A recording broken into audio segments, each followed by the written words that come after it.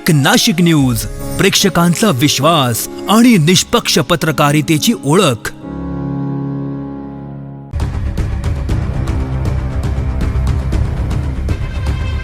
नाशिकमध्ये ring road प्रकल्पामुळे बाधित शेतकऱ्यांचे मागील 6 दिवसांपासून सुरू असलेले अन्नत्याग आमरण उपोषण अखेर तात्पुरतं स्थगित करण्यात आलंय। राज्याचे जलसंपदा मंत्री गिरीश महाजन यांच्या मध्यस्थीनंतर हा महत्त्वाचा निर्णय घेण्यात आला। योग्य मोबदला, न्याय पुनर्वसन आणि इतर प्रलंबित मागण्यांसाठी छावा क्रांतीवीर सेनेचे अध्यक्ष करण गायकर यांच्या नेतृत्वाखाली जिल्हाधिकारी कार्यालयासमोर शेतकरी आंदोलन करत होते। सरकारने मागण्यांकडे दुर्लक्ष केल्याच्या निषेधार्थ शेतकऱ्यांनी काळे कपडे परिधान करून काळा दिवस पाळत तीव्र आंदोलन छेडलं होतं। दरम्यान जलसंपदा मंत्री गिरीश महाजन यांनी आंदोलनस्थळी भेट देऊन शेतकरी आणि महिला आंदोलनकर्त्यांशी सविस्तर चर्चा केली।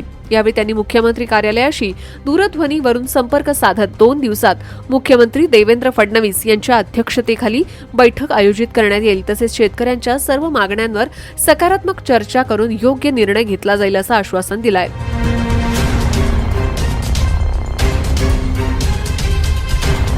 कोणत्याही परिस्थितीत शेतकऱ्यांवर अन्याय होणार नाही अशी ग्वाहीही त्यांनी दिली।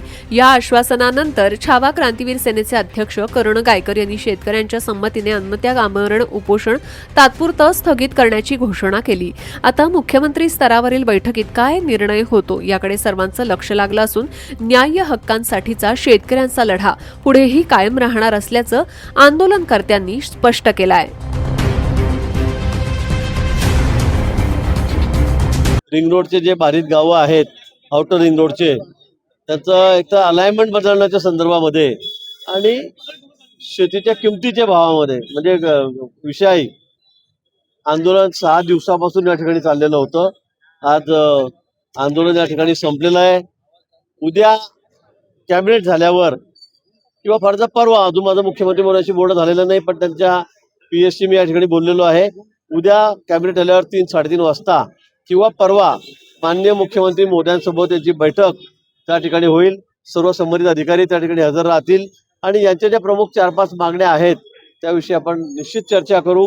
अलाइनमेंट बदलाबदलीमुळे काही लोकांची जास्त घरं त्या ठिकाणी जात आहेत, नुकसान होतंय, विहिरी जात आहेत। मला वाटतं शेतकऱ्यांचं कमीत कमी नुकसान होईल या दृष्टीने आम्ही त्याच्यामध्ये निश्चित मार्ग काढू। उद्या माननीय मुख्यमंत्री महोदय, संबंधित सर्व अधिकारी, त्या विभागाचे अधिकारी, सेक्रेटरी या बैठकीला हजर राहतील। MSIDCचे अधिकारी हे सुद्धा या बैठकीला हजर राहतील आणि आपण चांगल्यात चांगला मार्ग काढण्याचा यातून प्रयत्न करू। अधिकाऱ्यांकडनं जे अधिकारी प्रांताधिकारी आहेत त्यांच्या संदर्भामध्ये ते व्यवस्थित बोलत नाही, थोडं आरोगन्सी आहे असं त्यांचं म्हणणं आहे।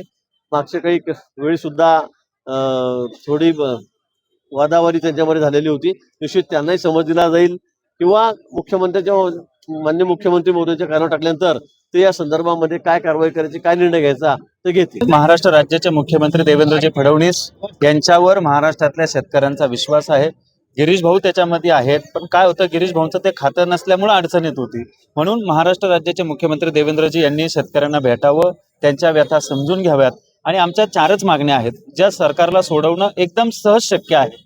त्या मागण्या सरकारने आमच्या सोडवत मुख्यमंत्री महोदयांनी त्याच्या शेतकऱ्यांना आश्वासित करावं, याच्यासाठी आमचं 6 दिवसापासून अन्नत्याग आंदोलन चालू होतं। आज स्वतः गिरीश भाऊ त्या ठिकाणी आले, भाऊ त्यांच्या मुख्यमंत्र्यांच्या PSC बोलले आणि 2 दिवसामध्ये मीटिंग लावण्याचं, कारण आमचं आंदोलन त्याच्यासाठी होतं का मुख्यमंत्र्यांची आमची भेट झाली पाहिजे, ती गिरीश भाऊंनी आश्वासित केल्यामुळं या ठिकाणी आजचं आंदोलन आम्ही त्यांच्या हस्ते त्यांच्या उपस्थितीत स्थगित केलेलं आहे। तुम्हाला माहित आहे, मी पहिल्या दिवसापासून एकच शब्द वापरतोय, मुख्यमंत्री देवेंद्रजी फडणवीस यांच्यावर आमचा पूर्ण विश्वास आहे। त्यांची ज्या दिवशी भेट होईल त्या दिवशी शेतकऱ्यांना 100% न्याय मिळेल आणि ते 100% याच्यात मार्ग काढतील हा आम्हाला विश्वास आहे।